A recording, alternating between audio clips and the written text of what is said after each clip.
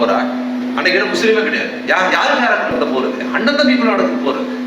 இப்ப நிறைய ஒற்றுமை இல்ல, நாமெல்லாம் இந்து, நாமெல்லாம் ஒற்றுமையா இருக்கணும், முஸ்லீமை பார்த்தியான்னு சொல்றாங்கல்ல.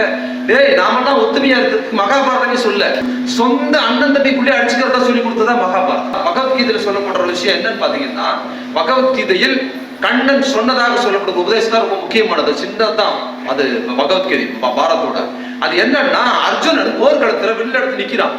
நிக்கும் போது பார்த்தா, ஐயோ எங்க பெரியப்பா பீஷ்மர் போறாரு, என் தம்பி போறான், சித்தப்பா போறான், இவங்களா எப்படி கொள்ளுவேன் கலக்க மட்டும் நிக்கும் போது கிருஷ்ணன் சொல்றாரு, போடுற சண்டைன்னா சட்டை கிளியும், இங்க வந்துட்டு நான் போடப்பட சண்டைன்னா சட்டை கிழிஞ்சுதான் ஆகணும் அப்படிங்கிறதா பகவத்கீதை. அப்ப அதுக்கு எதிராக வந்து பௌத்தம் என்ன சொல்லுதுன்னா, பௌத்தம் என்ன பண்ணுதுன்னா, போற வேணாம். அதுல வந்து மூடநம்பிக்கை இருக்கு, அது இதெல்லாம் விட்டுருங்க. அதுல சத்திரியர்கள் இருக்காங்க, அதுக்கு பிராமணர் இருக்காங்க, சூத்திரன் இழிவுங்கிறதெல்லாம் விட்டுருங்க. மாறாக கண்டென்ட் ஒட்டுமொத்தமா மகாபாரதம் சொல்லுவது என்னன்னா, அண்ணன் தம்பிக்குள்ளே அடிச்சுக்கிட்டு போறது அப்படிங்கிறது அந்த கதை. ரொம்ப ரத்த உறவு தான் அந்த கதை. புத்தர் என்ன பண்றாருன்னா, போரே கூடாது, சண்டையை போடாதரா, மனிதன் கொள்றது அநாகரிகம் சொல்றாரு.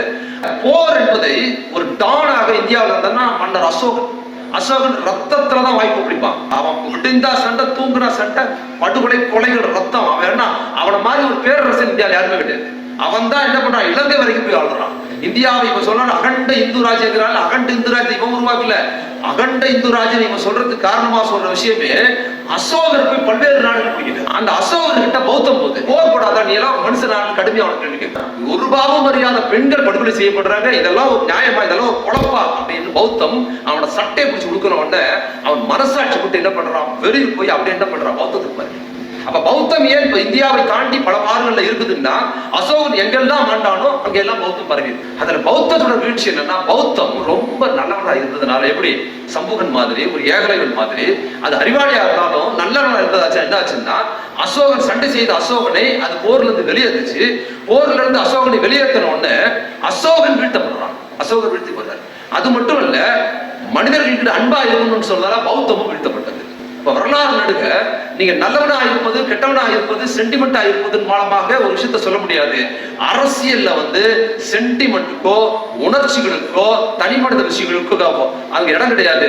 அந்த இடத்தில் அரசியல் உணர்வு மற்றும் அறிவு சார்ந்த கண்ணோட்டம் தான் எவிடன்ஸும் அதுக்கப்புறம் என்னது அரசியல் கண்ணோட்டம் தான் அது அடுத்த கட்டத்துக்கு கொண்டு போகும் என்பது 2000 ஆண்டுகளில் நமக்கு புரிய வைத்த ஒரே தலைவர் தந்தை பெரியார் ஒருவர் தான் புரிய வைத்தார். அவர்கிட்ட சென்டிமெண்ட் தான் கிடையாது. அவர்கிட்ட நீங்க அரசியல் ரீதியா எங்க தேர்ந்தீங்கன்னாலும் அவர்கிட்ட சென்டிமெண்ட்ஸே இருக்காது. எந்த இடத்துலயும் பாத்தீங்கன்னா அரசியல் ரீதியா வந்து ஒரு விஷயத்த வந்து தனக்கு தெரிஞ்சவன், தன் சொந்தக்காரன், தன் ஜாதிக்காரன், தான் ஊருக்காரங்கிற எந்த இம்ப்ளிமெண்ட்டும் எங்கேயுமே நீங்க